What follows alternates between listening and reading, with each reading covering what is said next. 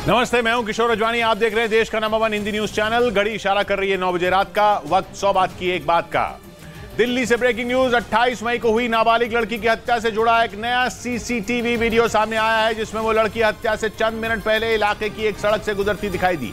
Delhi police के सूत्रों का दावा है कि साहिल ने लड़की को मिलने के लिए बुलाया था और वो पहले से ही वारदात वाली जगह पर उसका इंतजार कर रही थी।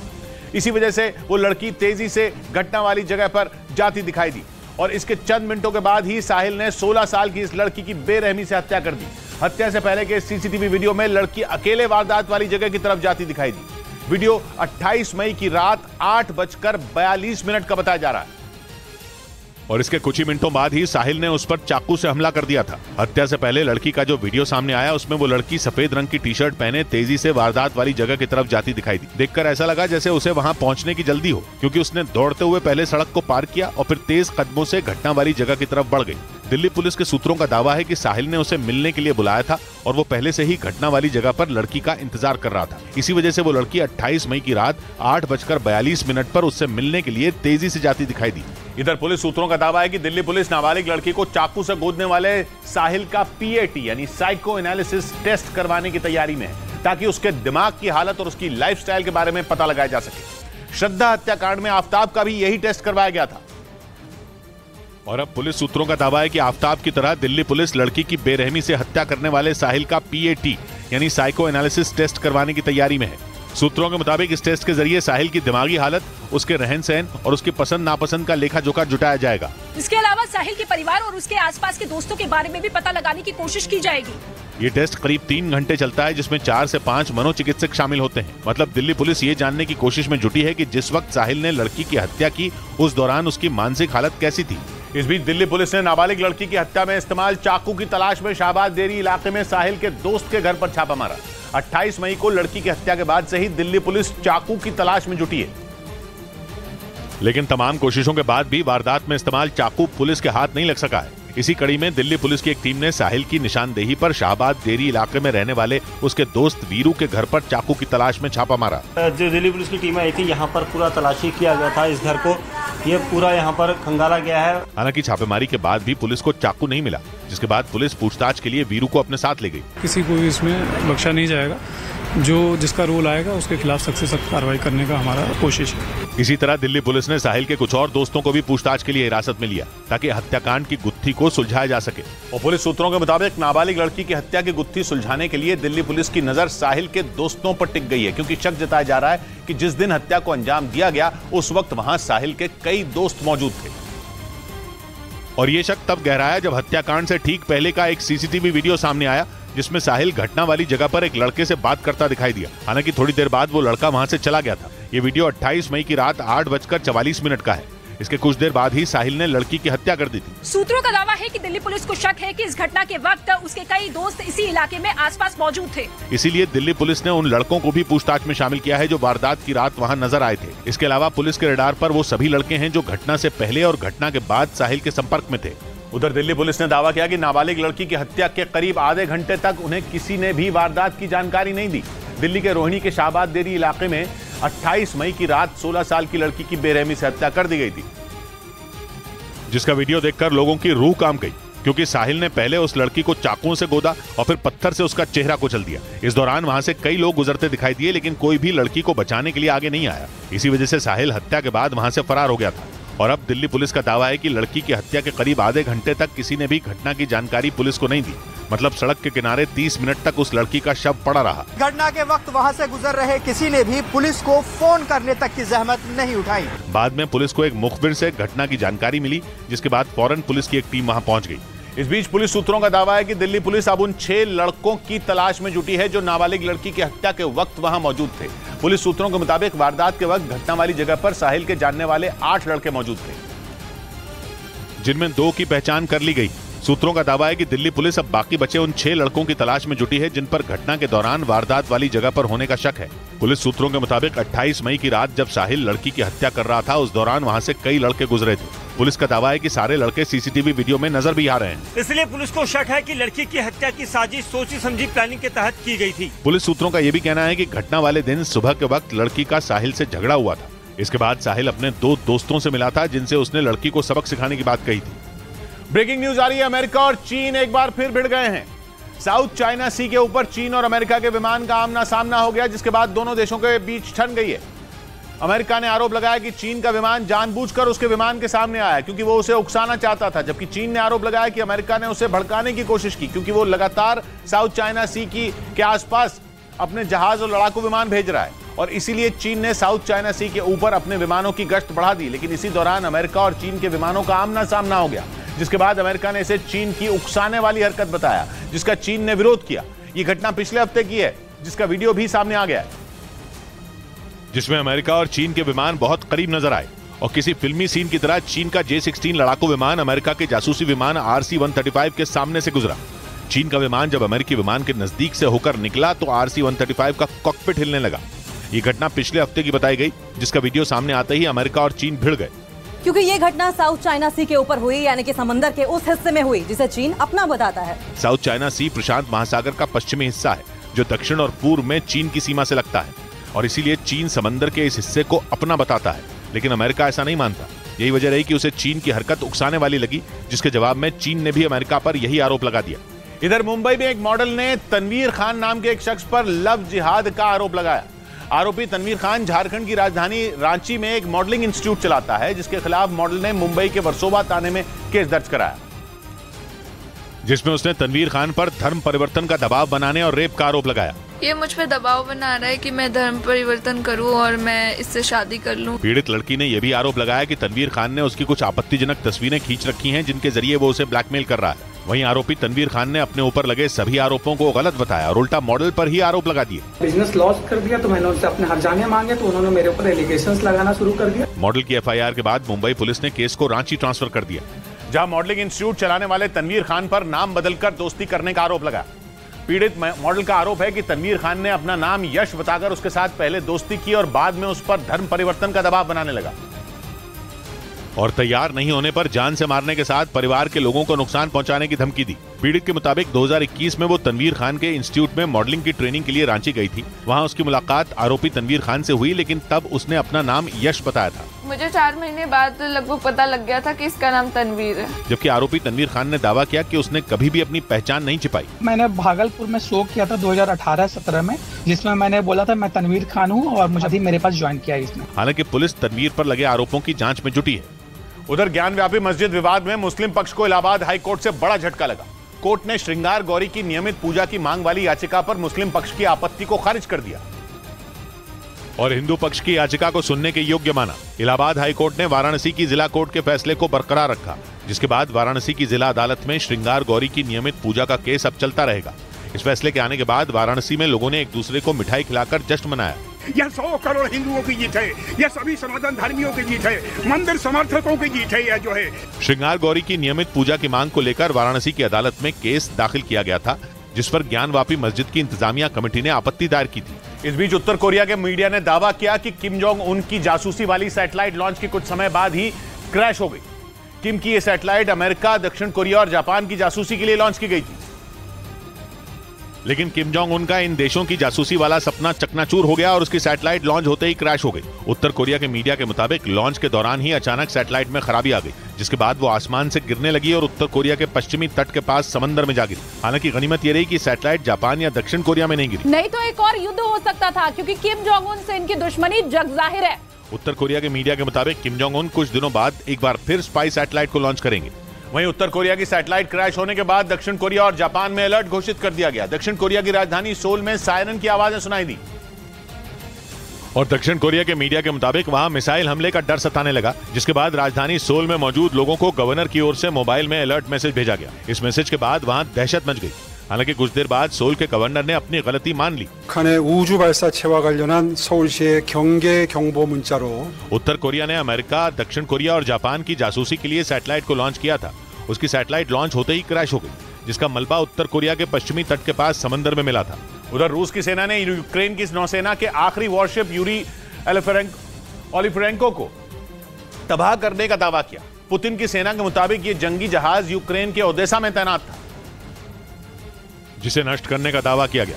रूस की सेना के मुताबिक यूरी ओलिफरेंको वॉरशिप यूक्रेन के ओदेसा बंदरगाह पर तैनात था, जिस पर पश्चिमी देशों के घातक हथियार और बख्तरबंद गाड़ियां मौजूद थी।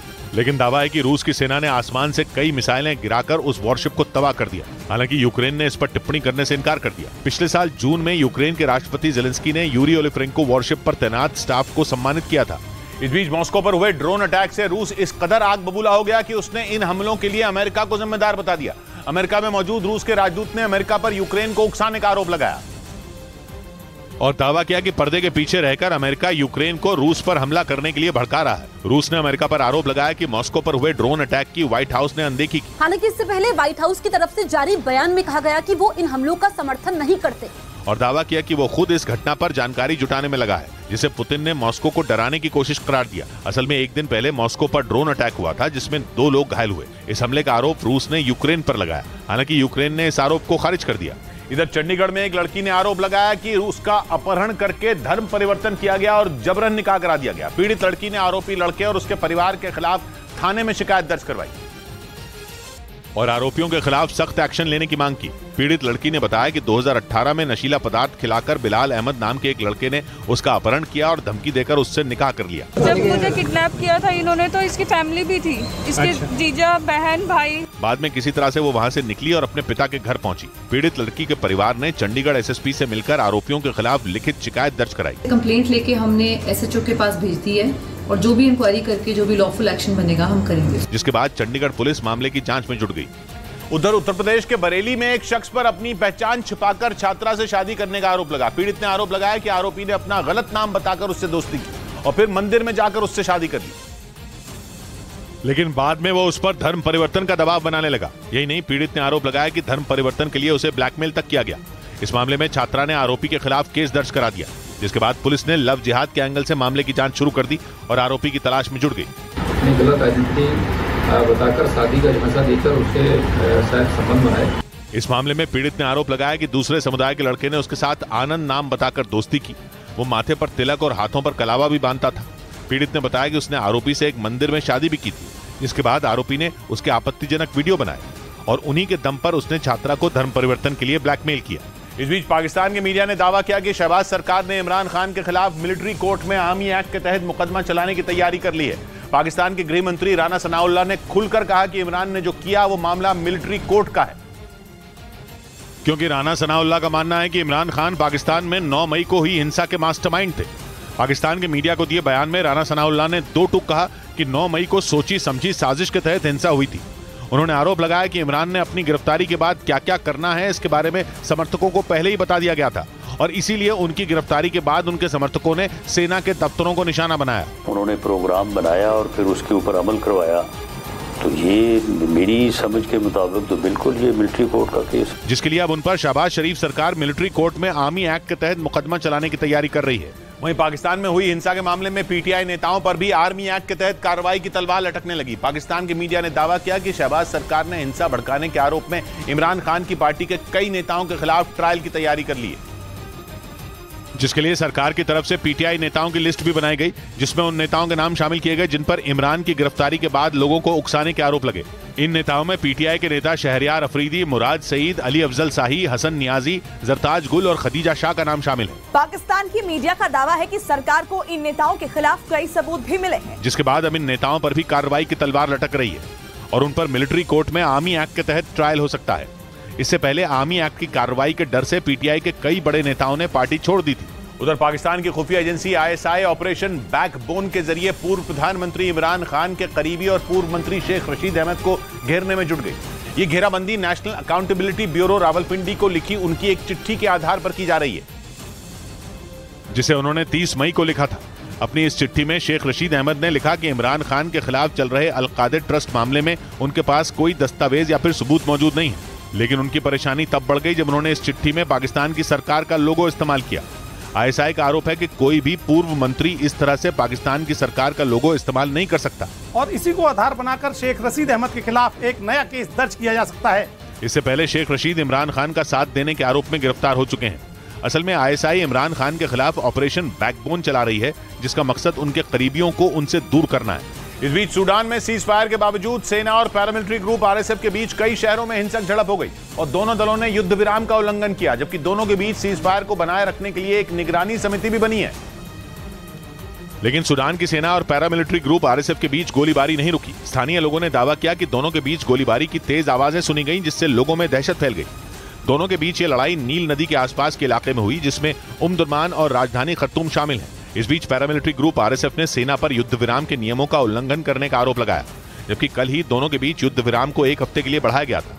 इधर सूत्रों के हवाले से खबर है कि पाकिस्तान ड्रोन के जरिए भारत में आतंकी साजिश रच रहा है। अपने मंसूबों को अंजाम देने के लिए वो कश्मीर के आतंकियों और पंजाब में खालिस्तान समर्थकों को एकजुट कर रहा है। सूत्रों ने बताया कि आतंकी धमाके करके पूरे देश को हिलाने की प्लानिंग की जा रही है, जिसके लिए वो कश्मीर और पंजाब में हथियार और बारूद पहुंचाने के लिए ड्रोन का इस्तेमाल कर रहे हैं। लुधियाना बम धमाकों में भी पाकिस्तान से आए विस्फोटक का इस्तेमाल हुआ था। कश्मीर में एनआईए ने 1 महीने में 50 से भी ज्यादा ठिकानों पर छापेमारी की और संदिग्ध लोगों से पूछताछ की। सूत्र बता रहे हैं कि पूछताछ में आईएसआई के नए प्लान का पता चला।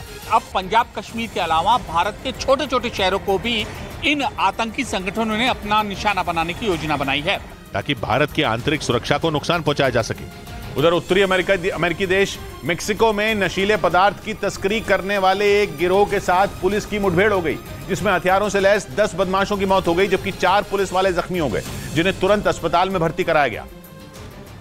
क्योंकि मेक्सिको पुलिस की भिड़ंत नशीले पदार्थ की तस्करी करने वाले एक गिरोह से हो गई। इस मुठभेड़ में हथियारों से लैस 10 तस्कर मारे गए, लेकिन 4 पुलिस वाले भी घायल हो गए। मेक्सिको पुलिस ने बताया कि मुठभेड़ में मारे गए लोग मेक्सिको के उत्तरी इलाके में हाईवे से गुजर रहे थे। तभी पुलिस टीम ने उन्हें रोकने की कोशिश की, लेकिन बदमाशों ने पुलिस की टीम पर हमला कर दिया, जिसके बाद पुलिस की टीम ने भी जवाबी फायरिंग कर दी। इस दौरान कुछ बदमाशों ने भागने की कोशिश की, लेकिन उनकी गाड़ी पलट गई और उन्हें पुलिस ने गिरफ्तार कर लिया। मेक्सिको पुलिस ने पकड़े गए बदमाशों के पास से हथियार और गोला बारूद समेत 3 गाड़ियां बरामद की। इस बीच ब्राजील के साओ पाउलो शहर में सरकार की तरफ से लाए गए नए भूमि बिल का जबरदस्त विरोध हुआ।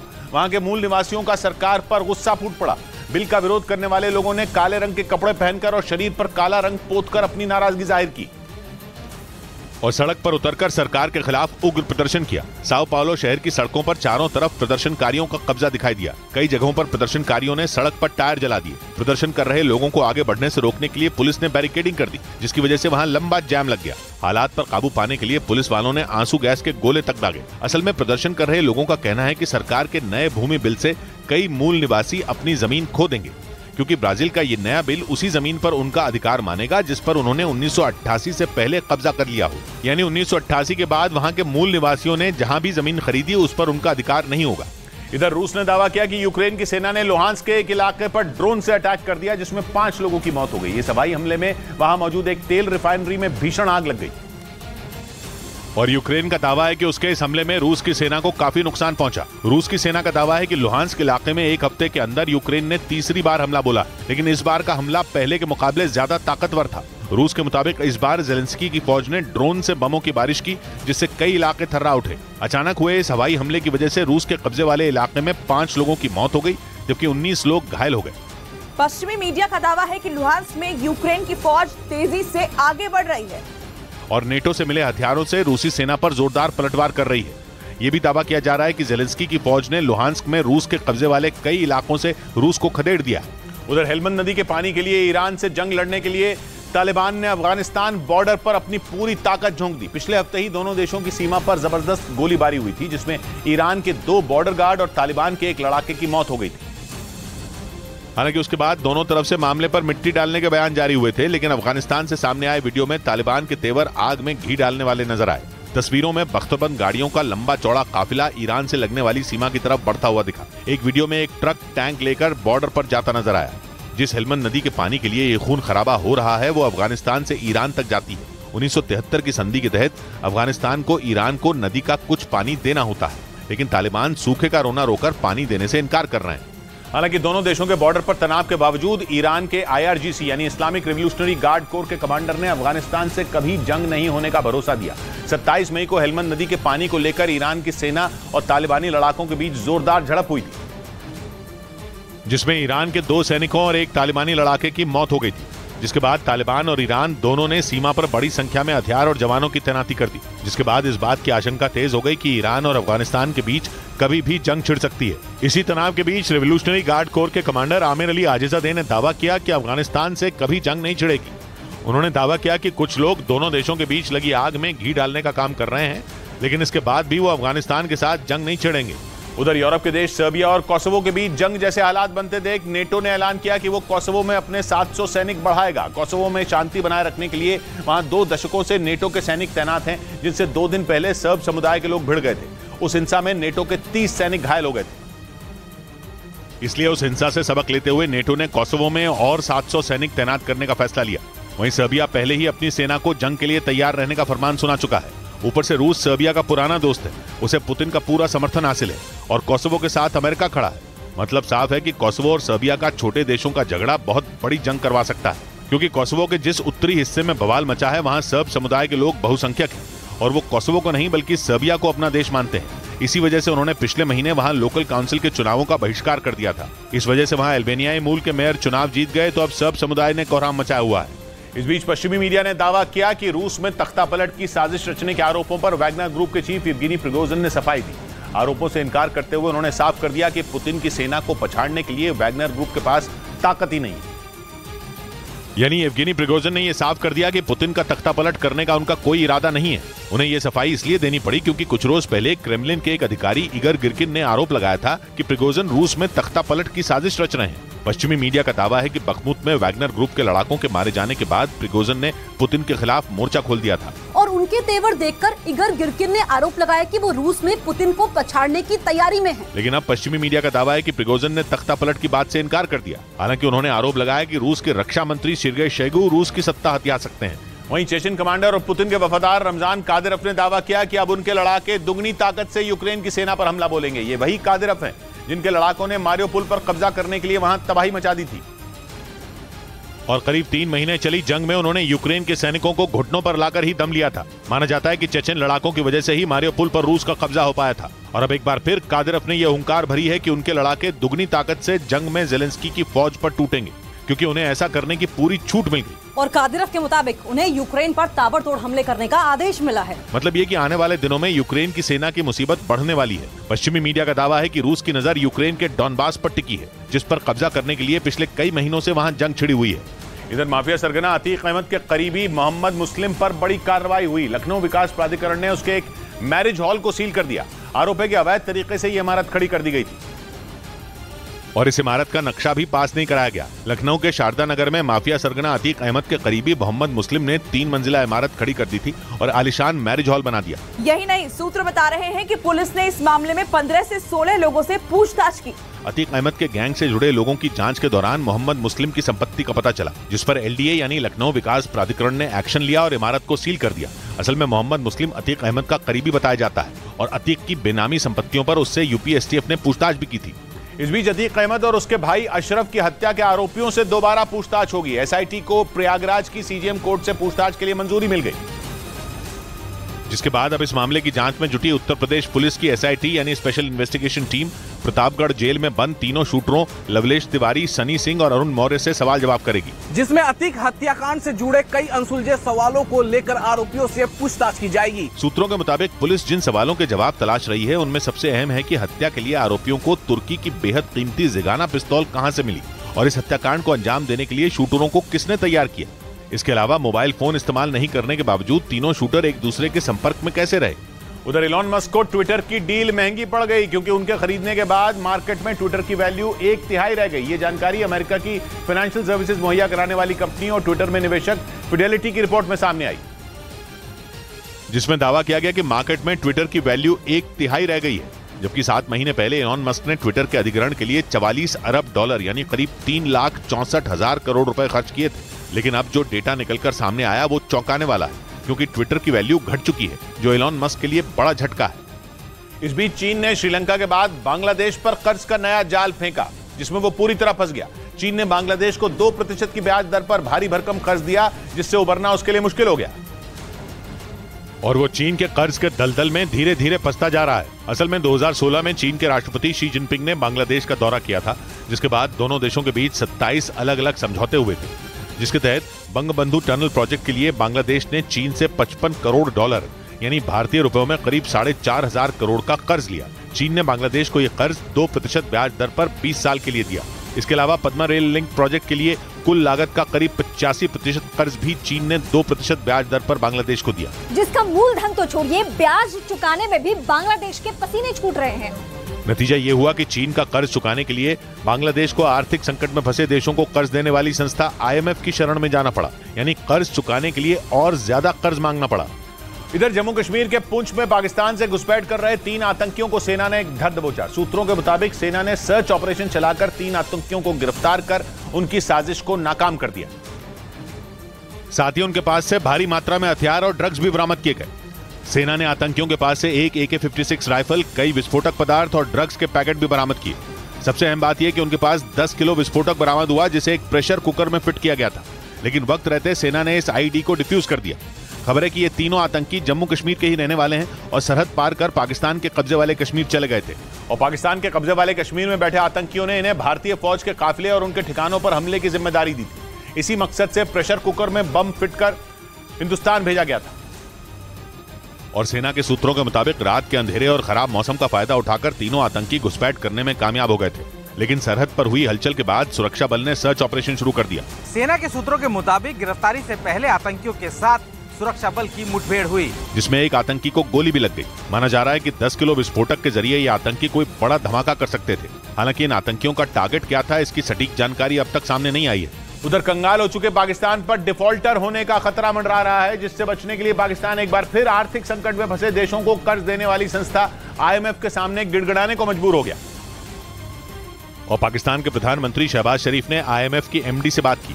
हालांकि इससे पहले IMF पाकिस्तान को उन शर्तों को पूरा करने में नाकाम बता चुका है जो कर्ज पाने के लिए जरूरी होती हैं, जिससे पाकिस्तान पर दुख का पहाड़ टूट पड़ा। इसलिए पाकिस्तान कर्ज के लिए IMF के सामने गिड़गिड़ा रहा है, जो मिलने की उम्मीद बहुत कम है। और अगर ऐसा हुआ तो पाकिस्तान में हाहाकार मच जाएगा, क्योंकि पहले से ही उस पर भारी भरकम कर्ज है।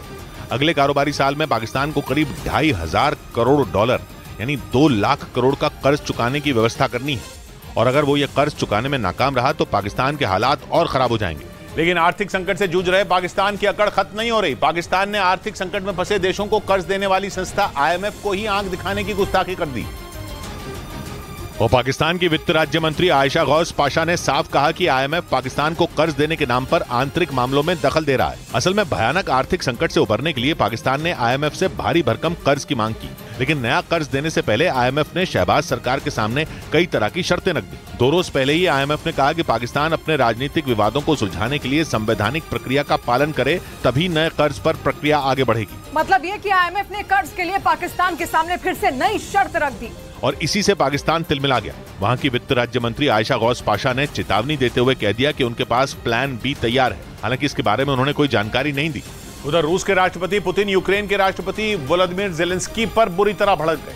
पुतिन ने आरोप लगाया कि रूस में नरसंहार के लिए ज़ेलेंस्की ने ड्रोन से हमला करवाया और एक साथ राजधानी मॉस्को के रिहायशी इलाकों में खतरनाक ड्रोन भेज दिए, जिनमें कुछ को उनकी सेना ने मार गिराया और कुछ की दिशा बदल दी। पुतिन ने आरोप लगाया कि यूक्रेन ने रूस के नागरिकों को मारने और इमारतों को तबाह करने के लिए ये ड्रोन अटैक किया। हालांकि वो अपने मकसद में कामयाब नहीं हो पाया। रूस ने आरोप लगाया कि यूक्रेन ने 48 घंटों के भीतर रूस पर तीसरी बार ड्रोन से हमला किया, जिसमें 2 लोगों की मौत हो गई और कुछ इमारतों को नुकसान हुआ। मॉस्को पर हुए ड्रोन हमले को इसी हफ्ते यूक्रेन की राजधानी कीव पर हुए हमले के बदले के तौर पर देखा जा रहा है। हालांकि ज़ेलेंस्की की सेना के ड्रोन हमले ने पुतिन के गुस्से को बढ़ा दिया। इस बीच यूक्रेन की फौज ने दावा किया कि पुतिन की प्राइवेट आर्मी कहे जाने वाले वैगनर ग्रुप के 80 जवानों को उसने मार गिराया। बताया गया कि बखमुत से वैगनर ग्रुप के खूंखार लड़ाके निकलने की कोशिश कर रहे थे, तभी यूक्रेन के सैनिकों ने उन पर हमला बोल दिया। यूक्रेन की सेना ने दावा किया कि वैगनर ग्रुप के जवानों पर उन्होंने मिसाइलों की बौछार कर दी, जिसमें वैगनर ग्रुप के 80 जवान मारे गए जबकि 119 जवान घायल हो गए। लेकिन यूक्रेन के इस दावे पर वैगनर ग्रुप या उसके चीफ येवगेनी प्रिगोजिन की तरफ से कोई बयान जारी नहीं किया गया। वहीं पिछले हफ्ते ही वैगनर ग्रुप ने लंबी जंग के बाद बखमुत में कब्जे का दावा कर दिया था। हालांकि वैगनर ग्रुप के इस दावे को यूक्रेन ने खारिज कर दिया था। वहीं रूस ने दावा किया कि काला सागर के पास उसकी ऑयल रिफाइनरी को यूक्रेन ने ड्रोन से निशाना बनाया, जिसका एक वीडियो भी जारी किया गया जिसमें आग की तेज लपटें उठती दिखाई दी। और इस हमले का आरोप रूस ने यूक्रेन पर लगाया। हमले का जो CCTV वीडियो रूस ने जारी किया उसमें अचानक तेज धमाका हुआ और फिर आग की भीषण लपटें उठती दिखी। वहीं एक और वीडियो जारी किया गया जिसमें काफी ऊंची आग की लपटें उठती नजर आईं। रूस ने दावा किया कि उसके कृष्णदार शहर की तेल रिफाइनरी पर रात में ड्रोन अटैक किया गया। ये तेल रिफाइनरी काला सागर के नजदीक है और क्राइमिया से भी इसकी दूरी ज्यादा नहीं है। रूस ने हमले का यह दावा ऐसे वक्त किया जब एक दिन पहले ही उसने मॉस्को पर ड्रोन अटैक का आरोप यूक्रेन पर लगाया था, जिसे यूक्रेन ने खारिज कर दिया था।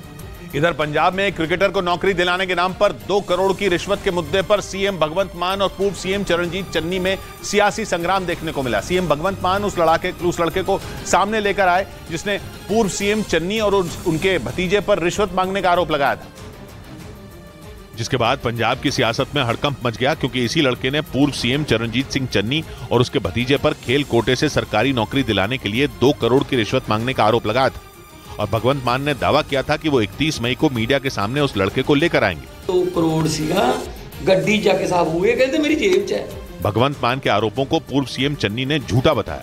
पूर्व मुख्यमंत्री चरणजीत सिंह चन्नी पर पहले से ही आय से अधिक संपत्ति के मामले में जांच की जा रही है। उधर हैदराबाद के एक पब में दुर्लभ प्रजाति के जंगली जानवरों को रखने पर पुलिस ने एक्शन लिया। पब के अंदर रखे दुर्लभ प्रजाति के जानवरों का एक वीडियो वायरल हुआ था, जिसके बाद हैदराबाद पुलिस और वन विभाग की टीम ने पब मालिक समेत 6 लोगों को गिरफ्तार कर लिया।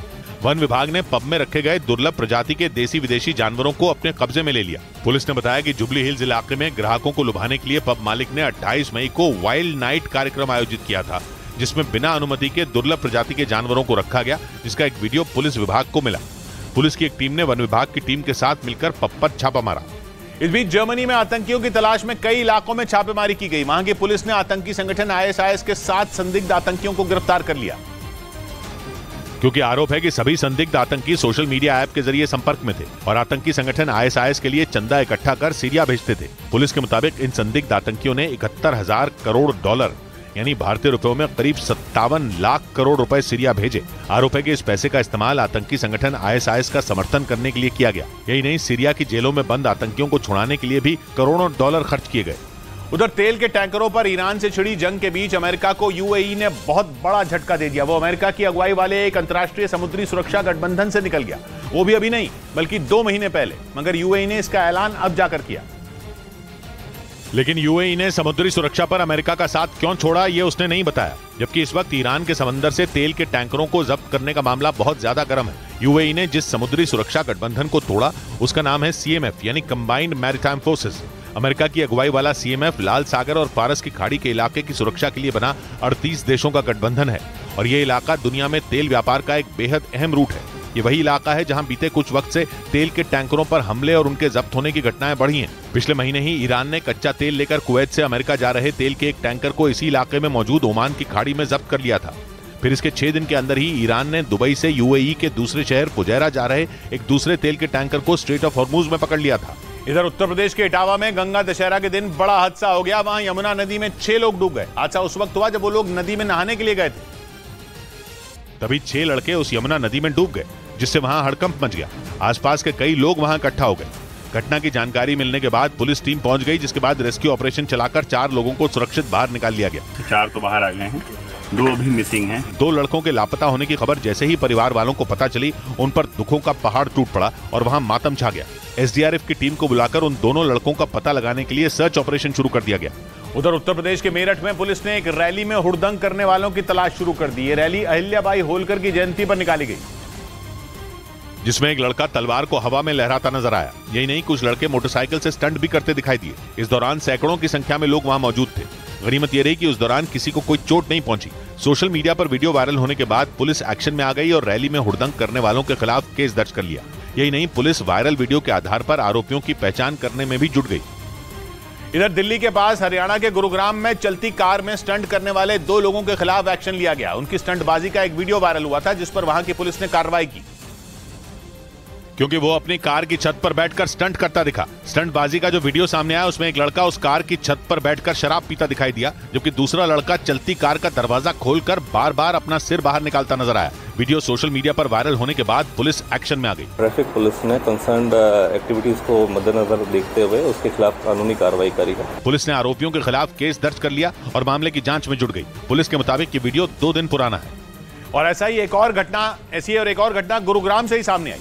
वहां चलती कार पर पुशअप कर लगाना एक आदमी को भारी पड़ गया। पुलिस ने एक्शन लेते हुए उसे हिरासत में लिया और कार के मालिक पर भी 6,500 रुपए का जुर्माना लगा दिया, क्योंकि इस घटना के वीडियो सोशल मीडिया पर वायरल हो गए, जिनमें वो आदमी चलती कार की छत पर पुशअप्स लगाता नजर आया। इस दौरान कार की खिड़कियों से लटककर उसके 3 साथी उसे उकसाते दिखे। पुशअप लगाने के कुछ देर बाद वो आदमी कार की छत पर बैठकर नाचने लगा।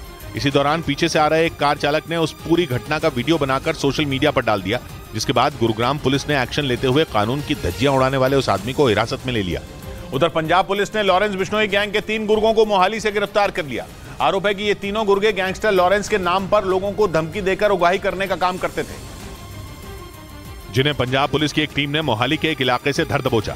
इनकी पहचान रोहित भारद्वाज उर्फ रिम्मी, मोहित भारद्वाज और अर्जुन ठाकुर के रूप में हुई। इनमें रोहित पंजाब के मोहाली जिले के जीरकपुर का रहने वाला है, जबकि मोहित और अर्जुन ठाकुर चंडीगढ़ के रहने वाले बताए गए। पुलिस को इनके पास से करीब 15 लाख रुपए भी मिले हैं। आरोप है कि ये तीनों गैंगस्टर लॉरेंस बिश्नोई के नाम पर लोगों को धमकी देकर पैसे वसूलने का काम करते थे। पुलिस सूत्रों का दावा है कि लॉरेंस बिश्नोई गैंग के इन गुर्गों के निशाने पर पंजाब के कई बड़े कारोबारी थे, जिनसे ये पैसे वसूलने की ताक में थे। इस बीच चीन की तरफ से जारी एक रिपोर्ट से पर्दाफाश हुआ कि चीन की सरकार भ्रष्टाचार के मामलों पर सोई हुई थी और अब ऐसे मामलों पर कार्रवाई करते हुए चीन की सरकार ने 1 लाख से ज्यादा लोगों पर जुर्माना लगाया, जिससे चीन में हड़कंप मच गया। चीन सरकार की तरफ से भ्रष्टाचार पर जारी एक रिपोर्ट में दावा किया गया कि 7.5 लाख से ज्यादा शिकायतें दर्ज कराई गईं, जिनमें करीब 2.5 लाख मामले भ्रष्टाचार और घोटाले के थे। रिपोर्ट में दावा किया गया कि चीन के 10,000 से ज्यादा अधिकारियों पर भ्रष्टाचार का आरोप लगा, जिस पर कार्रवाई करते हुए चीन की सरकार ने 1 लाख से ज्यादा लोगों पर जुर्माना लगाया। हालांकि रिपोर्ट में चीन में फैले भ्रष्टाचार की वजह भी बताई गई कि चीन की ज्यादातर राज्य सरकारें कर्ज में डूबी हुई हैं, जिससे चीन में भ्रष्टाचार बढ़ गया। इधर बेंगलुरु में 52 किलोमीटर के सफर के लिए 4,000 रुपए लेने पर ऑनलाइन टैक्सी कंपनी उबर को नोटिस जारी कर दिया गया। ये नोटिस आरटीओ के निर्देश पर वहां के परिवहन विभाग ने जारी किया, क्योंकि ऑनलाइन टैक्सी कंपनी उबर ने एक ग्राहक से बेंगलुरु एयरपोर्ट से इलेक्ट्रॉनिक सिटी तक का 4,000 रुपए किराया वसूला, जिसका बिल उस ग्राहक ने ट्विटर पर शेयर किया और इसे एक फ्लाइट के टिकट के बराबर बताया। 52 किलोमीटर के सफर के लिए 4,000 रुपए का बिल सोशल मीडिया पर वायरल हो गया, जिसके बाद परिवहन विभाग ने एक्शन लिया और उबर को नोटिस जारी कर दिया। उधर पश्चिमी मीडिया ने दावा किया कि रूस की प्राइवेट आर्मी कहे जाने वाला वैगनर ग्रुप खुद को मजबूत करने के लिए सोशल मीडिया का सहारा ले रहा है। दावा किया गया कि उसने लड़ाकों की भर्ती के लिए सोशल मीडिया पर विज्ञापन दिया, जो स्पेनिश और फ्रेंच में था। पश्चिमी मीडिया के मुताबिक सोशल मीडिया पर जो विज्ञापन जारी किया गया उसमें पोस्ट और सैलरी का भी जिक्र है, जिसे लाखों लोग अब तक देख चुके हैं।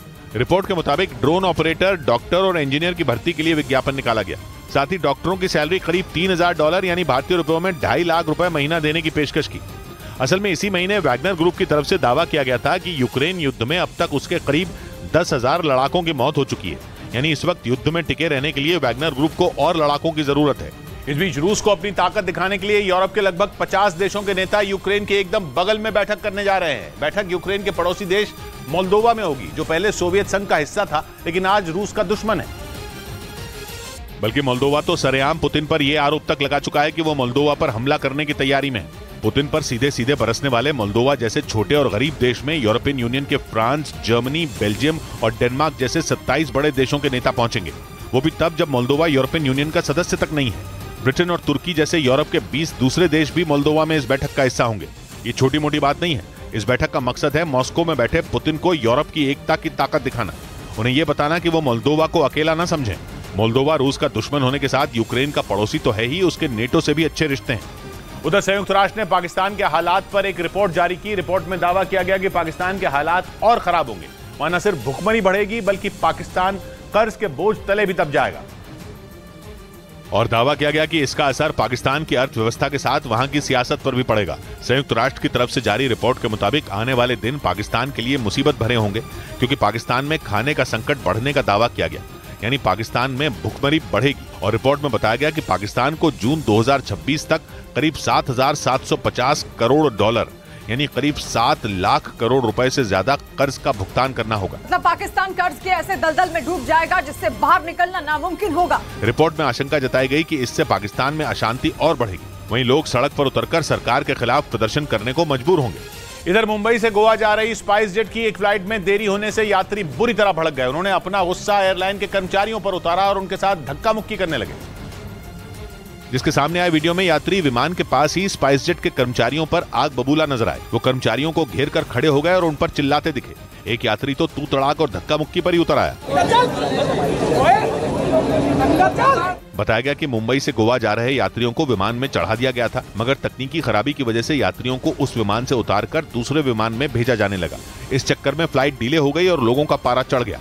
उधर अपने नए नवेले सदस्य फिनलैंड को रूस से बचाने के लिए नेटो ने वहां मिलिट्री ड्रिल शुरू कर दी। पिछले महीने नेटो का हिस्सा बनने के बाद ये फिनलैंड की पहली ज्वाइंट नेटो एक्सरसाइज है।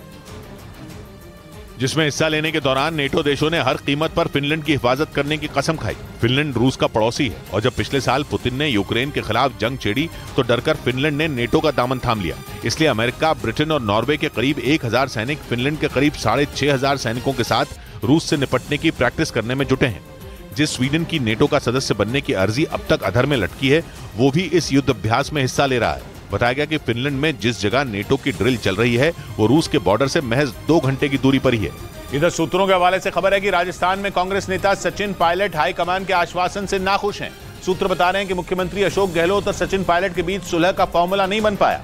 2 रोज पहले दिल्ली में कांग्रेस अध्यक्ष मल्लिकार्जुन खड़गे के आवास पर सुलह के लिए बैठक हुई थी, लेकिन सूत्र बता रहे हैं कि इस मीटिंग के बाद भी सचिन पायलट की नाराजगी दूर नहीं हुई और मेरे कमिटमेंट्स कोई हवाई बातें नहीं है। सूत्रों से मिली जानकारी के मुताबिक हाईकमान ने अशोक गहलोत और सचिन पायलट से राहुल गांधी के विदेश से लौटने और सुलह का नया फॉर्मूला बनने तक शांत रहने और बयानबाजी नहीं करने की अपील की थी। 1 रोज पहले अशोक गहलोत ने फिर से मुख्यमंत्री पद के लिए दावा ठोक दिया, जिससे सचिन पायलट का खेमा खफा है। वहीं कांग्रेस की इस कलह पर बीजेपी ने तंज कसा। ये सुलझने वाला नहीं है, इसको राजस्थान की जनता सॉर्ट आउट करेगी।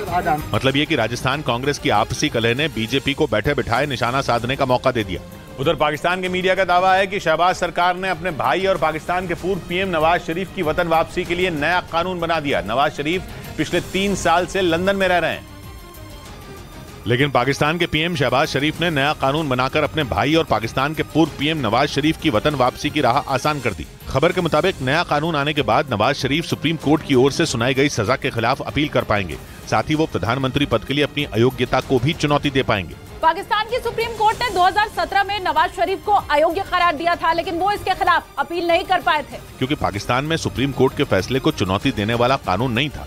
लेकिन अब कानून को बदल दिया गया है। नवाज शरीफ को भ्रष्टाचार के मामले में 7 साल की जेल हुई थी, लेकिन सजा के दौरान वो लाहौर हाईकोर्ट से जमानत लेकर इलाज के लिए लंदन चले गए थे। इस बीच ईरान में हिजाब का विरोध करने पर हुई महसा अमीनी की मौत की खबर को कवर करने वाली 2 पत्रकारों के खिलाफ मुकदमा शुरू हो गया।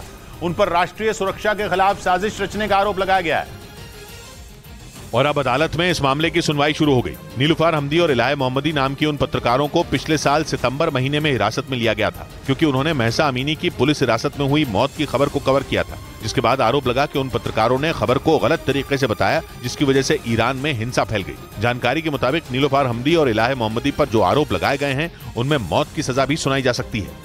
इधर उत्तर प्रदेश के अयोध्या में एक प्राइवेट स्कूल में हुई छात्रा की मौत के मामले की जांच तेज हो गई। इस मामले की जांच के लिए बनाई गई एसआईटी स्कूल पहुंची और वहां रिक्रिएशन किया।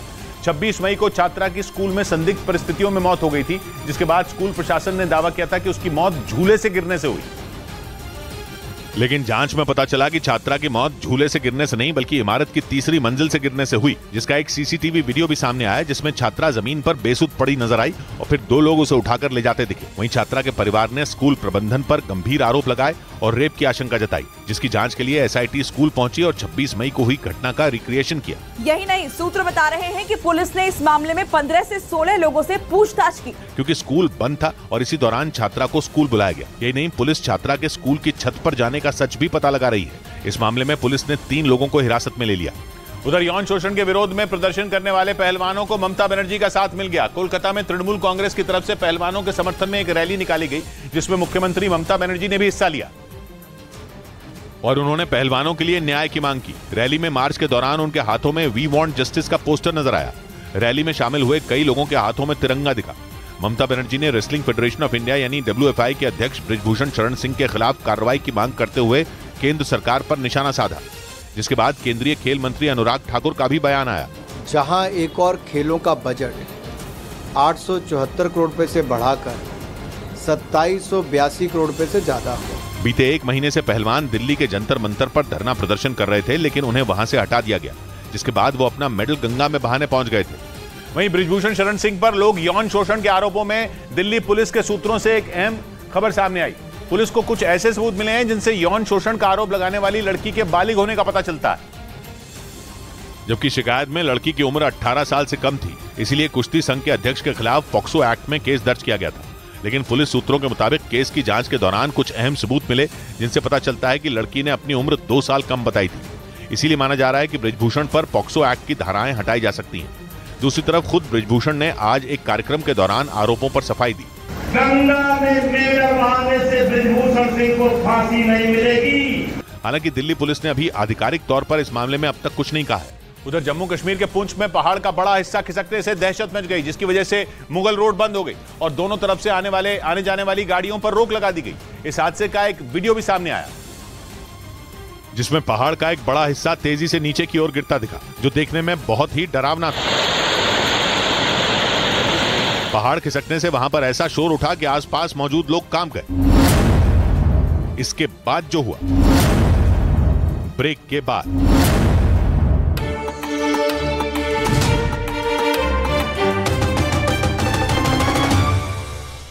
तेजी से घटना वाली जगह पर जाती दिखाई दी और इसके चंद मिनटों के बाद ही साहिल ने 16 साल की इस लड़की की बेरहमी से हत्या कर दी। हत्या से पहले के सीसीटीवी वीडियो में लड़की अकेले वारदात वाली जगह की तरफ जाती दिखाई दी। वीडियो 28 मई की रात 8:42 का बताया जा रहा है और इसके कुछ ही मिनटों बाद ही साहिल ने उस पर चाकू से हमला कर दिया था। हत्या से पहले लड़की का जो वीडियो सामने आया, उसमें वो लड़की सफेद रंग की टी-शर्ट पहने तेजी से वारदात वाली जगह की तरफ जाती दिखाई दी। देखकर ऐसा लगा जैसे उसे वहां पहुंचने की जल्दी हो, क्योंकि उसने दौड़ते हुए पहले सड़क को पार किया और फिर तेज कदमों से घटना वाली जगह की तरफ बढ़ गई। दिल्ली पुलिस के सूत्रों का दावा है कि साहिल ने उसे मिलने के लिए बुलाया था और वो पहले से ही घटना वाली जगह पर लड़की का इंतजार कर रहा था। इसी वजह से वो लड़की 28 मई की रात 8:42 पर उससे मिलने के लिए तेजी से जाती दिखाई दी। इधर पुलिस सूत्रों का दावा है कि दिल्ली पुलिस नाबालिग लड़की को चाकू से गोदने वाले साहिल का PAT यानी साइको एनालिसिस टेस्ट करवाने की तैयारी में है, ताकि उसके दिमाग की हालत और उसकी लाइफस्टाइल के बारे में पता लगाया जा सके। श्रद्धा हत्याकांड में आफ्ताब का भी यही टेस्ट करवाया गया था और अब पुलिस सूत्रों का दावा है कि आफ्ताब की तरह दिल्ली पुलिस लड़की की बेरहमी से हत्या करने वाले साहिल का PAT यानी साइको एनालिसिस टेस्ट करवाने की तैयारी में है। सूत्रों के मुताबिक इस टेस्ट के जरिए साहिल की दिमागी हालत, उसके रहन सहन और उसकी पसंद नापसंद का लेखा जोखा जुटाया जाएगा। इसके अलावा साहिल के परिवार और उसके आसपास के दोस्तों के बारे में भी पता लगाने की कोशिश की जाएगी। ये टेस्ट करीब 3 घंटे चलता है, जिसमें 4 से 5 मनोचिकित्सक शामिल होते हैं। मतलब दिल्ली पुलिस ये जानने की कोशिश में जुटी है कि जिस वक्त साहिल ने लड़की की हत्या की, उस दौरान उसकी मानसिक हालत कैसी थी। इस बीच दिल्ली पुलिस ने नाबालिग लड़की की हत्या में इस्तेमाल चाकू की तलाश में शाहबाद देरी इलाके में साहिल के दोस्त के घर पर छापा मारा। 28 मई को लड़की की हत्या के बाद से ही दिल्ली पुलिस चाकू की तलाश में जुटी है, लेकिन तमाम कोशिशों के बाद भी वारदात में इस्तेमाल चाकू पुलिस के हाथ नहीं लग सका है। इसी कड़ी में दिल्ली पुलिस की एक टीम ने साहिल की निशानदेही पर शाहबाद देरी इलाके में रहने वाले उसके दोस्त वीरू के घर पर चाकू की तलाश में छापा मारा। जो दिल्ली पुलिस की टीम आई थी, यहाँ पर पूरा तलाशी किया गया था इस घर को, ये पूरा यहाँ पर खंगाला गया है। हालांकि छापेमारी के बाद भी पुलिस को चाकू नहीं मिला, जिसके बाद पुलिस पूछताछ के लिए वीरू को अपने साथ ले गई। किसी को भी इसमें बख्शा नहीं जाएगा, जिसका रोल आएगा उसके खिलाफ सख्त से सख्त कार्रवाई करने का हमारा कोशिश है। इसी तरह दिल्ली पुलिस ने साहिल के कुछ और दोस्तों को भी पूछताछ के लिए हिरासत में लिया, ताकि हत्याकांड की गुत्थी को सुलझाया जा सके। और पुलिस सूत्रों के मुताबिक नाबालिग लड़की की हत्या की गुत्थी सुलझाने के लिए दिल्ली पुलिस की नजर साहिल के दोस्तों पर टिक गई है, क्योंकि शक जताया जा रहा है कि जिस दिन हत्या को अंजाम दिया गया, उस वक्त वहां साहिल के कई दोस्त मौजूद थे। और ये शक तब गहराया जब हत्याकांड से ठीक पहले का एक सीसीटीवी वीडियो सामने आया, जिसमें साहिल घटना वाली जगह पर एक लड़के से बात करता दिखाई दिया। हालांकि थोड़ी देर बाद वो लड़का वहां से चला गया था। ये वीडियो 28 मई की रात 8:44 का है।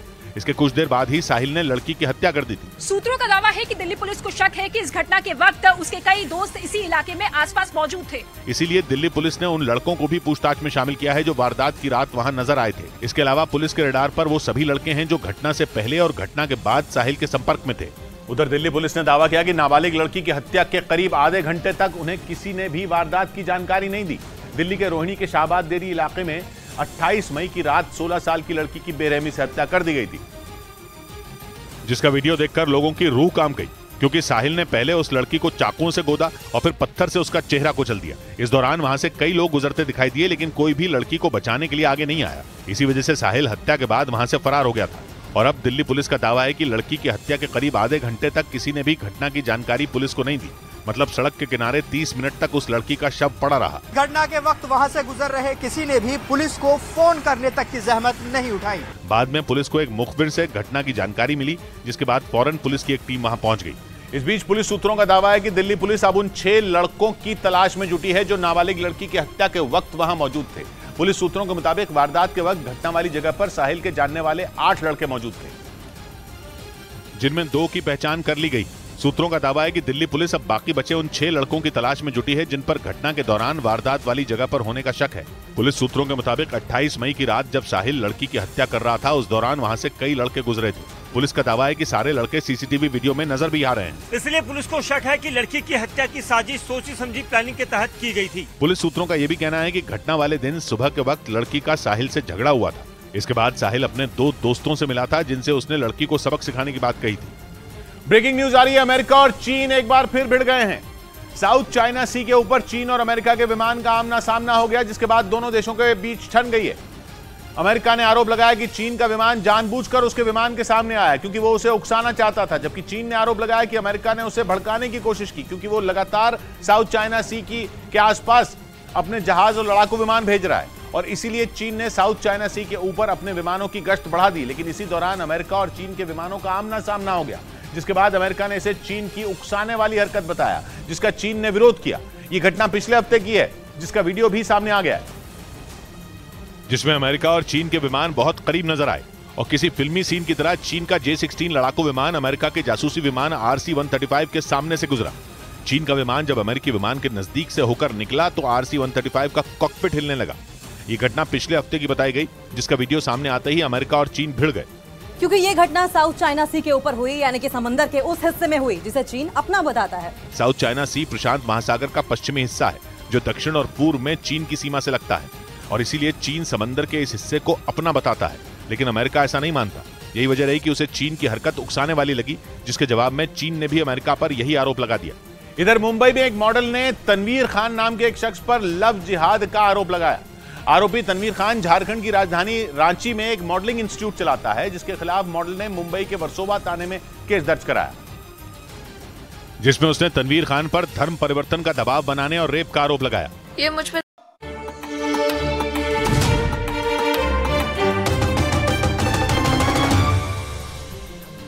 ब्रेकिंग न्यूज आ रही है, यूक्रेन जंग से जुड़ी। मॉस्को में हुए ड्रोन अटैक का बदला लेने के लिए रूस की सेना ने यूक्रेन के खुफिया ठिकाने पर ताबड़तोड़ हमला कर दिया। रूस के मीडिया का दावा है कि पुतिन की सेना ने यूक्रेन के खुफिया ठिकानों पर मिसाइलों से हमला बोला, जिससे वहां भारी तबाही मच गई।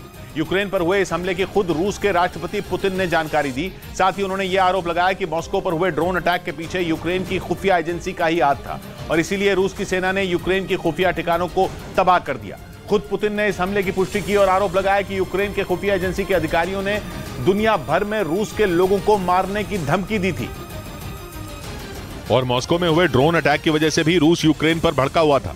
दावा किया गया कि इस हमले के पीछे यूक्रेन के खुफिया निदेशालय की ही प्लानिंग थी, जिसका बदला लेने के लिए रूस ने यूक्रेन की सेना के खुफिया ठिकाने पर ताबड़तोड़ बमबारी की और तबाह कर दिया, जिसके लिए उसने सटीक मार करने वाली घातक मिसाइलों का भी इस्तेमाल किया। इससे पहले 28 मई को यूक्रेन की राजधानी कीव के स्थापना वाले दिन भी रूस ने वहां हमला कर दिया था, जिसमें पुतिन की सेना ने कीव के अलग अलग हिस्सों पर खतरनाक ड्रोन बरसाए थे।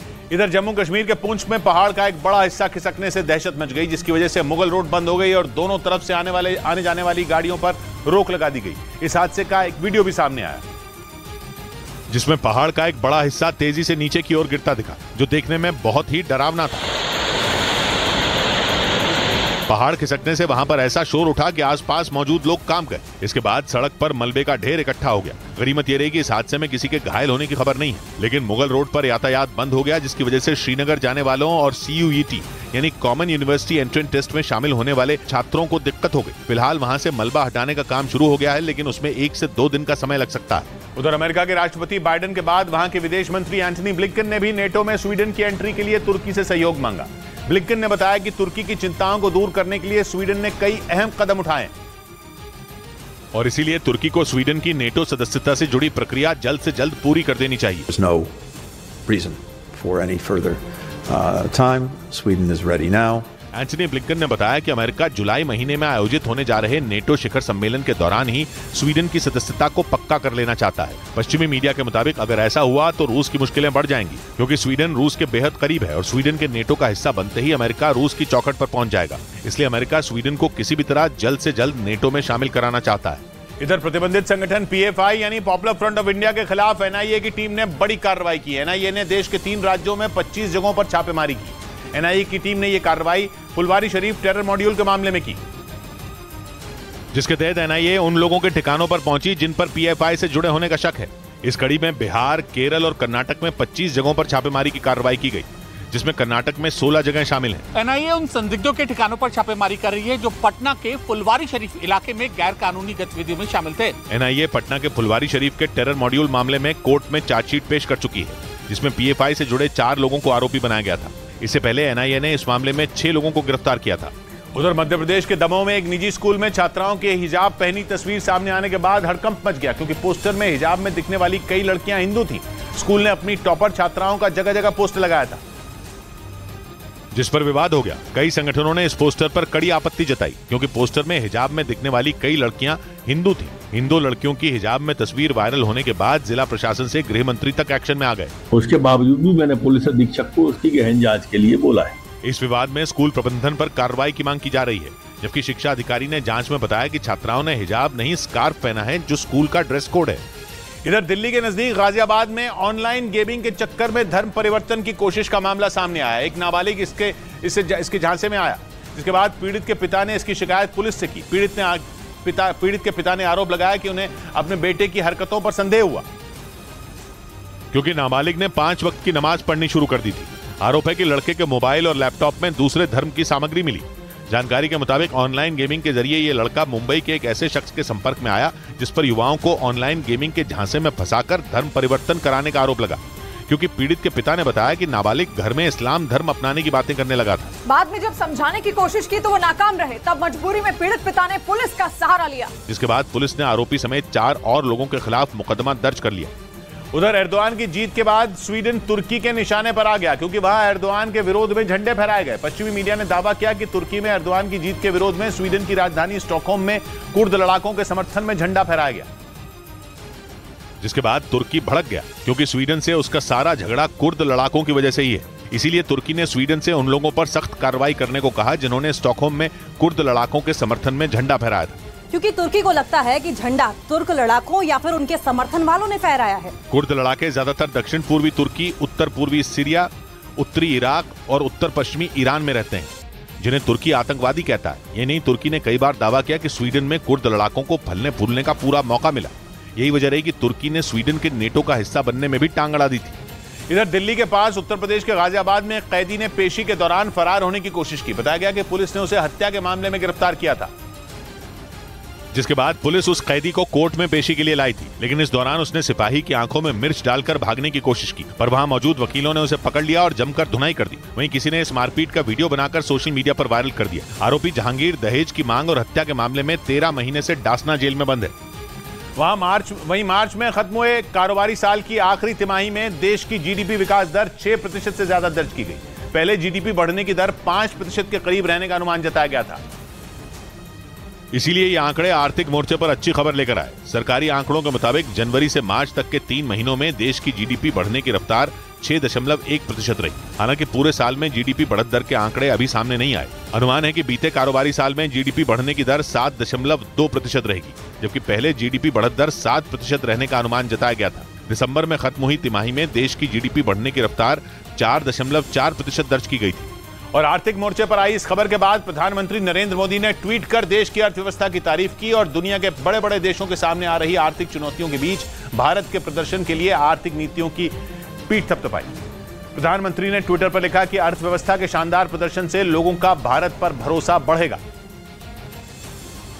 उधर लगातार 4 दिन की तेजी के बाद शेयर बाजार में भारी गिरावट दर्ज की गई। विदेशी बाजारों से मिल रहे खराब संकेतों के कारण सेंसेक्स और निफ्टी लाल निशान पर कारोबार करते रहे और बाजार बंद होने के वक्त बॉम्बे स्टॉक एक्सचेंज का सेंसेक्स 347 अंक लुढ़ककर 62,622 पर बंद हुआ, जबकि निफ्टी 99 अंकों की गिरावट के साथ 18,534 पर बंद हुआ। सबसे ज्यादा गिरावट metal, oil and gas, energy और बैंकिंग शेयरों में दर्ज की गई।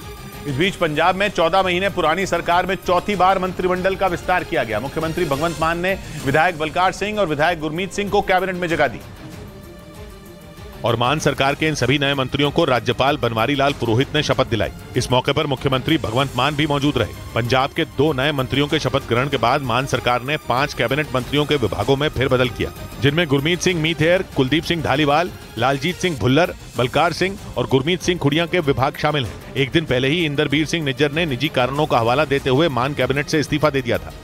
उधर पश्चिमी मीडिया का दावा है कि इजरायल के राष्ट्रपति इसहाक हेर्ज़ोग के अजरबैजान पहुंचने पर ईरान में हड़कंप मच गया क्योंकि इजराइल ने ईरान को पश्चिमी एशिया का सबसे बड़ा खतरा बताया और दोनों देशों ने मिलकर ईरान पर हमला करने का प्लान बना लिया क्योंकि ईरान को इजराइल फूटी आंख नहीं सुहाता। दूसरी ओर ईरान की अजरबैजान से भी नहीं बनती, इसलिए इजराइल ईरान की घेराबंदी करने का प्लान बना रहा है, जिसके लिए इजराइल अजरबैजान को हथियार सप्लाई करके उसके पड़ोस में अपना हथियार डिपो बनाने में जुटा है ताकि इजराइल अजरबैजान के रास्ते कभी भी ईरान पर हमला बोल सके। और इसके लिए इजराइल के राष्ट्रपति ने अजरबैजान के राष्ट्रपति से मुलाकात की। इसका मतलब साफ है कि पश्चिमी एशिया बहुत जल्द युद्ध का अखाड़ा बनने वाला है। इधर राजस्थान कांग्रेस की फूट पर प्रधानमंत्री ने तंज कसा। प्रधानमंत्री ने राजस्थान के अजमेर में रैली की।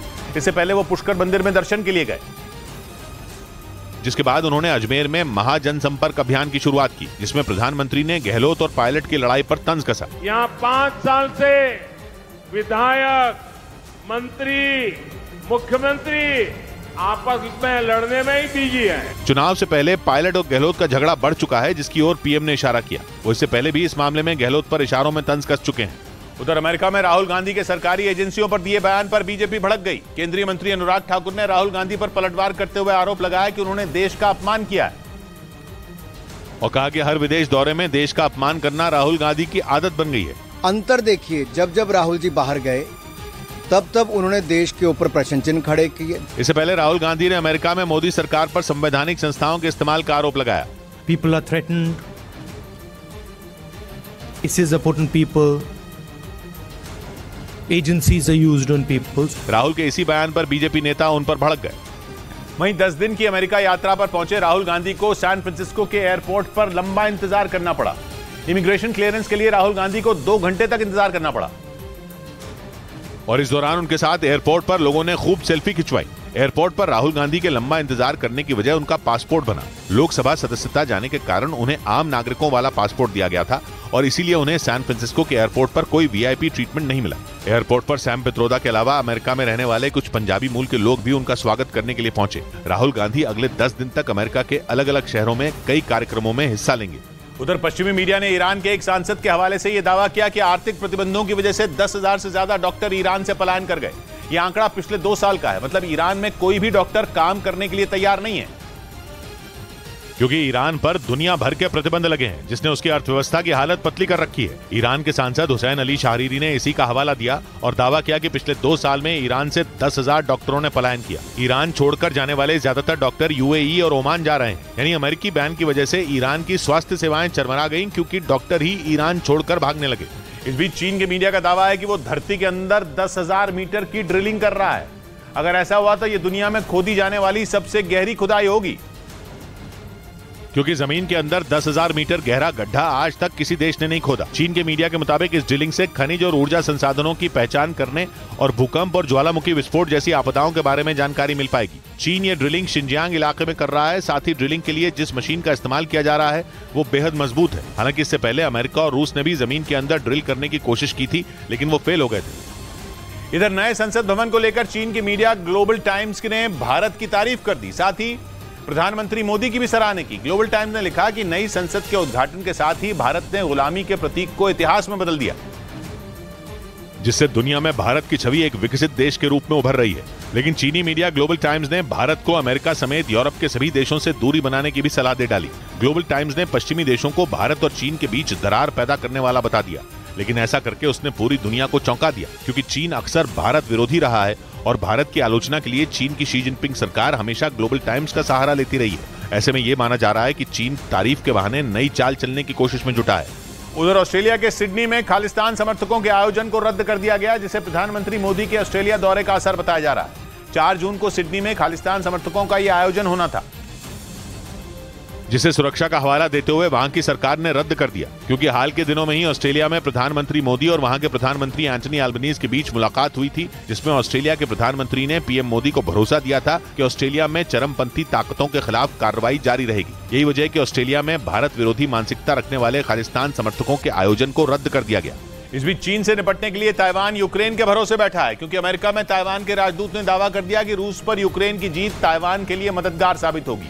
चीन लगातार ताइवान पर हमले की कोशिश कर रहा है, लेकिन अमेरिका और दूसरे देशों की मदद से ताइवान चीन की चालबाजियों को नाकाम करता आया है। वहीं ताइवान पर चीन की ओर से लगातार घुसपैठ जारी है, जिसे खत्म करने के लिए ताइवान दुनिया के दूसरे देशों पर उम्मीद लगाए बैठा है। ताइवान के राजदूत ने दावा किया कि ताइवान भी यूक्रेन जैसे हालात का सामना कर रहा है। यूक्रेन के सामने रूस तो वहीं ताइवान के सामने चीन से निपटने की चुनौती बनी हुई है। यही वजह है कि यूक्रेन की जीत से ताइवान चीन का सामना करने की कोशिश में जुटा है।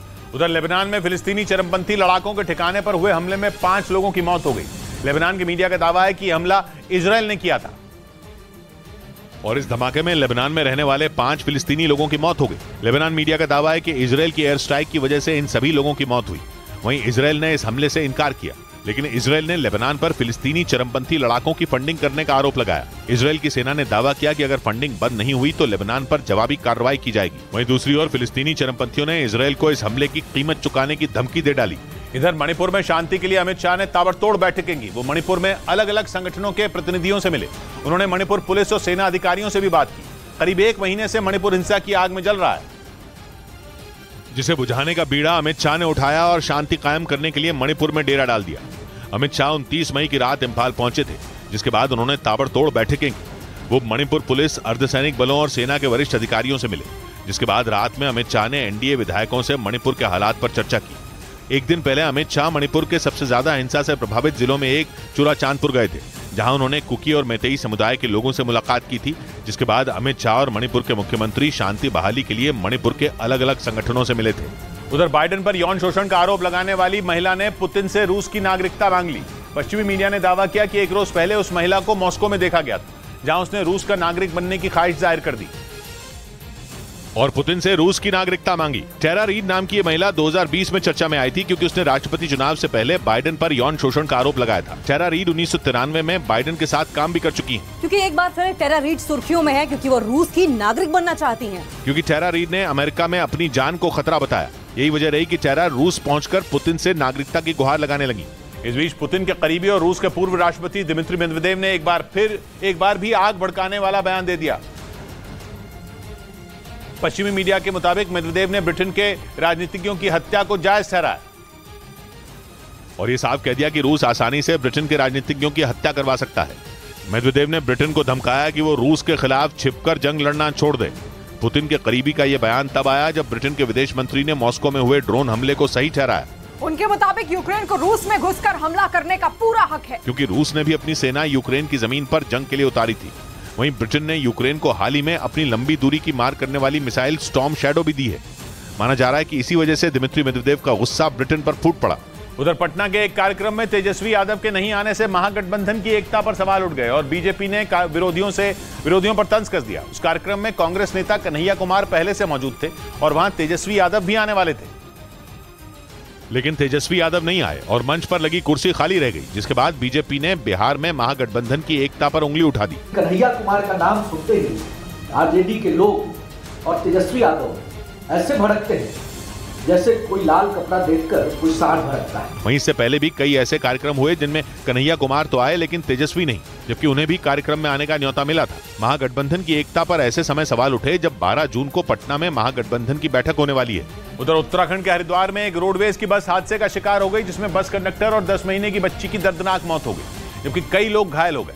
बताया गया कि बस उत्तर प्रदेश के बहराइच से ऋषिकेश जा रही थी और इसी दौरान हरिद्वार के पास संतुलन बिगड़ने से बस पलटकर करीब 20 मीटर नीचे खाई में जा गिरी। मौके से हादसे की दिल दहला देने वाली तस्वीरें सामने आई, जिनमें बस खाई में गिरी नजर आई, जहां से पुलिस, दमकल कर्मी और एसडीआरएफ की टीम ने लोगों का रेस्क्यू किया, जिसके बाद घायलों को इलाज के लिए सरकारी अस्पताल में भर्ती कराया गया, जिनमें 4 लोगों को ऋषिकेश एम्स और 2 को रुड़की रेफर कर दिया गया। कंडक्टर की डेथ हुई है और एक छोटी 10 महीने की बच्ची की डेथ हुई है। बताया गया कि हादसे के वक्त बस में 40 यात्रियों समेत 43 लोग सवार थे, जिनमें ज्यादातर नेपाल के नागरिक थे। वहीं अफ्रीकी देश बोत्सवाना भारत के लड़ाकू विमान तेजस का दीवाना हो गया, जिसके बाद वहां की सेना ने इसे खरीदने की प्लानिंग शुरू कर दी, जिससे लड़ाकू विमान तेजस भारत के बाद अफ्रीकी देश बोत्सवाना में भी अपनी ताकत दिखा सकता है। जिसके बाद वहां के सैन्य अधिकारी ने लड़ाकू विमान बनाने वाली कंपनी HAL यानी हिंदुस्तान एरोनॉटिक्स लिमिटेड से इस बारे में बातचीत शुरू कर दी। इससे पहले अफ्रीकी देश तुर्की, चीन और रूस से लड़ाकू विमानों की खरीदारी करते आए हैं, लेकिन तेजस लड़ाकू विमानों की डील फाइनल होने से भारत को अफ्रीका में एक नया बाजार मिल सकेगा। तेजस सिंगल इंजन वाला 6500 किलो का हल्का लड़ाकू विमान है। ये एक साथ 10 टारगेट को ट्रैक कर सकता है और उन पर हमला कर सकता है। यही वजह है कि कई देश इस लड़ाकू विमान को अपनी वायुसेना में शामिल करना चाहते हैं। इधर महाराष्ट्र के नासिक में रेलवे पुलिस ने 29 नाबालिगों को रेस्क्यू कर लिया। जानकारी के मुताबिक इन बच्चों को बिहार से सांगली और पुणे के मदरसों में ले जाया जा रहा था, जिसकी खबर मिलते ही पुलिस नासिक के मनमाड रेलवे स्टेशन पहुंची और 29 बच्चों को रेस्क्यू कर लिया। इन बच्चों की उम्र 8 से 18 साल के बीच बताई जा रही है, जिन्हें बिहार से दानापुर एक्सप्रेस ट्रेन में बिठाकर महाराष्ट्र के सांगली और पुणे के मदरसों में भेजा जा रहा था। लेकिन इन बच्चों को देखकर ट्रेन में मौजूद दूसरे यात्रियों को शक हो गया और उन्होंने इसकी जानकारी रेलवे पुलिस को दे दी, जिसके बाद पुलिस ने बच्चों के सांगली और पुणे पहुंचने से पहले ही उन्हें मनमाड रेलवे स्टेशन पर ट्रेन से सुरक्षित रेस्क्यू कर लिया। बताया गया कि ट्रेन में बच्चों के साथ 4 लोग भी मौजूद थे जो फरार हो गए, जिनके खिलाफ पुलिस ने केस दर्ज कर लिया। वहीं रेस्क्यू किए गए बच्चों को नासिक के बाल सुधार गृह भेज दिया गया। उधर सोशल मीडिया प्लेटफॉर्म ट्विटर पर केंद्रीय मंत्री स्मृति ईरानी कांग्रेस पर पलटवार किया। कांग्रेस ने केंद्रीय मंत्री स्मृति ईरानी का फोटो ट्वीट कर उस पर गुमशुदा लिख दिया था, जिस पर केंद्रीय मंत्री स्मृति ईरानी ने पलटवार किया। स्मृति ईरानी ने ट्वीट कर कांग्रेस के पूर्व अध्यक्ष राहुल गांधी की विदेश यात्रा को लेकर तंज कसा। असल में अमेठी के पूर्व सांसद राहुल गांधी फिलहाल अमेरिका के दौरे पर है, जिसका जिक्र स्मृति ईरानी ने अपने ट्वीट में किया। 2019 के लोकसभा चुनाव में राहुल गांधी को अमेठी सीट पर स्मृति ईरानी ने ही हराया था।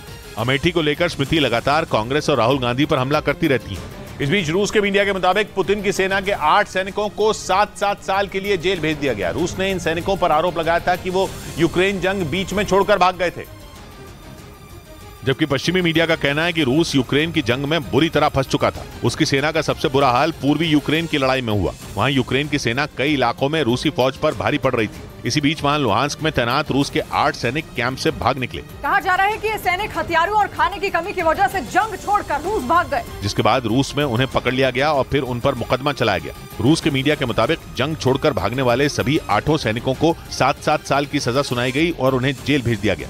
वहीं यूक्रेन में चल रही भीषण जंग के बीच यूक्रेन और बेलारूस के बॉर्डर से एक हैरान करने वाला वीडियो सामने आया। खबर है कि वहां रूस की फौज ने एक सड़क को नष्ट कर दिया और बेलारूस से लगने वाले यूक्रेन के बॉर्डर को बंद कर दिया। यूक्रेन की फौज की तरफ से इसका वीडियो जारी किया गया और दावा किया गया कि रूस की फौज ने इस सड़क को नष्ट कर दिया। दावा यह किया जा रहा है कि रूस ने यह कदम यूक्रेन की फौज का रास्ता बंद करने के लिए उठाया। बेलारूस शुरू से इस जंग में रूस का पक्का साथी बना हुआ है। यहाँ तक कि जंग की शुरुआत में कीव पर चढ़ाई करने के लिए फौज की टुकड़ी बेलारूस के रास्ते ही यूक्रेन में दाखिल हुई थी, लेकिन अब रूस की तरफ से रास्ता बंद किए जाने का सीधा मतलब यह है कि रूस भी यूक्रेन के जवाबी हमलों से घबराया हुआ है। इधर भारतीय सेना ने 11 मई से 27 मई तक पाकिस्तान फ्रंट पर किए गए बड़े अभ्यास का एक वीडियो जारी किया। इस सैन्य अभ्यास में सेना की अलग अलग टुकड़ियों ने एक साथ मिलकर अपनी ताकत को परखा और दुश्मन के हमलों से बचते हुए उस पर प्रहार करने का अभ्यास किया। सेना ने जो वीडियो जारी किया उसमें जवान हवा, जमीन और पानी में दुश्मनों को सबक सिखाने की ट्रेनिंग लेते नजर आए। इस अभ्यास में टैंक, तोप, लड़ाकू विमान और हेलीकॉप्टरों का इस्तेमाल किया गया, जिसमें हेलीकॉप्टर के जरिए दुश्मन के इलाकों में सैनिकों को उतारने की ट्रेनिंग भी की गई, ताकि जरूरत पड़ने पर उन्हें ऑपरेशन के लिए सीमा पार भी भेजा जा सके। आंखों वाले धोखा खाने वाले हैं, आंखों वाले धोखा खाने वाले हैं, बेपर्दा वो सामने आने वाले हैं। सौबात की एक बात कही गुलशन ने, जादूगर आंखों से जादू करता है, सबके सब पत्थर हो जाने वाले। मिलते हैं कल, घड़ी जब इशारा करेगी 9 बजे रात का, वक्त फिर होगा सौबात की एक बात।